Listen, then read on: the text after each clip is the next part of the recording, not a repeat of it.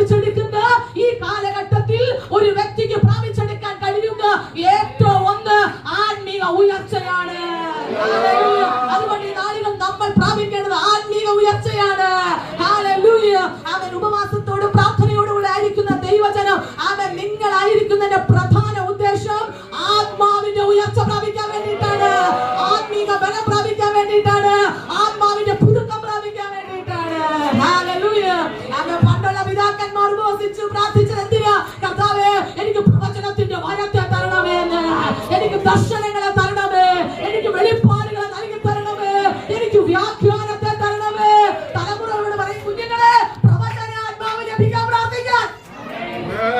ഈ കാലഘട്ടത്തിൽ മക്കളെ നല്ല കോഴ്സ് കിട്ടാൻ പ്രാർത്ഥിക്കാൻ പറയും. ശരിയല്ലേ? ശരിയല്ലേ?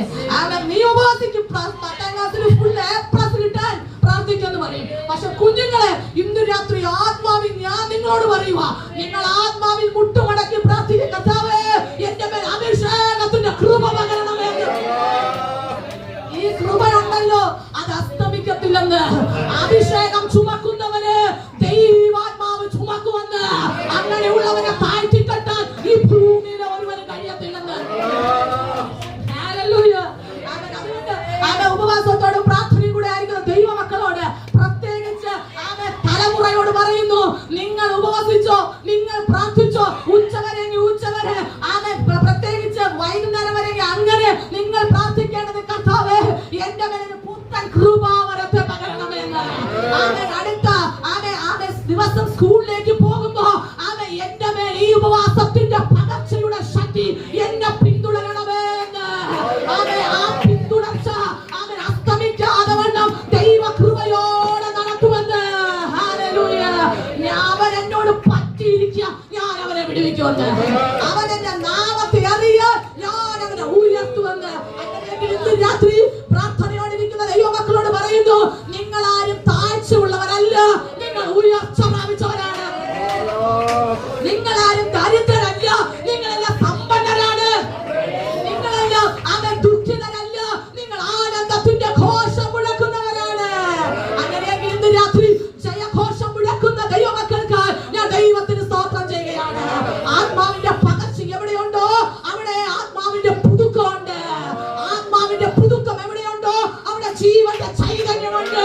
ജീവന്റെ ചൈതന്യം എവിടെയുണ്ടോ അവിടെ ചലിക്കാത്ത ചിലത് ചലിക്കപ്പെടുന്നുണ്ട്. ചലിക്കാത്ത ചിലത് എവിടെ ചലിച്ചിട്ടുണ്ടോ അവിടെ പുതിയ ജീവനുകൾ വെളിപ്പെട്ടു വരുന്നുണ്ട്.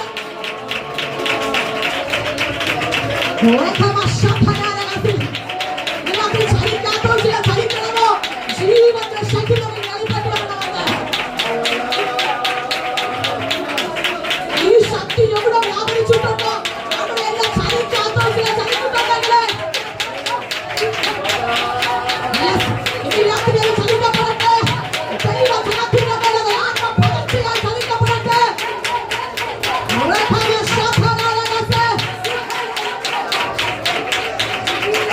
ചലിക്കാത്തത് ചില ചലിച്ചു കഴിയുമ്പോ അവിടെ പുതിയ ജീവന്റെ തുടിപ്പുണ്ടാകാൻ പോവുക. ആ തുടിപ്പാണ് അടുത്ത അധ്യായം തുടങ്ങാൻ പോകുന്നത്. ആ ജീവന്റെ തുടക്കം എന്ന് പറയുന്നത് അടുത്ത അധ്യായം തുടങ്ങാൻ പോവുക. അവിടെ അവസാനിക്കുന്നില്ല, അവിടെ പുതുക്കവാ. ഇതിനകത്ത് ഇതുകൊണ്ട് അവസാനിക്കുന്നതല്ലെന്ന്, അവൻ ഇതിന് പകരണമെങ്കിൽ ഇതിലും അത് ശക്തമായി മാറണമെന്ന്. അങ്ങനെയെങ്കിൽ നമ്മൾ ആത്മാവിൽ പ്രവചന ശബ്ദത്തോടെ നമ്മൾ തന്നെ നമ്മളോട് പറയണം, ഞാൻ താഴ്ചയല്ല, ഞാൻ ഉയർച്ച തന്നെ പ്രാപിക്കുമെന്ന്. നമ്മൾ പാടും, താഴ്ചയല്ല, ഞാൻ ഉയർച്ച പ്രാപിക്കുമെന്ന്. പക്ഷെ ഇവിടെ നിന്ന് നേരെ ഇറങ്ങി കേറ്റു കിടക്കുമ്പോ പറയും, കർത്താവേ, ഇതെന്തൊരു കഷ്ടമാ കർത്താവേ എന്റെ ജീവിതത്തിൽ വന്നെന്ന്. അവനെ സ്റ്റോപ്പ് ചെയ്യത് എന്നിട്ട് പറയണം, ഞാൻ എന്റെ ജീവിതത്തിനകത്ത്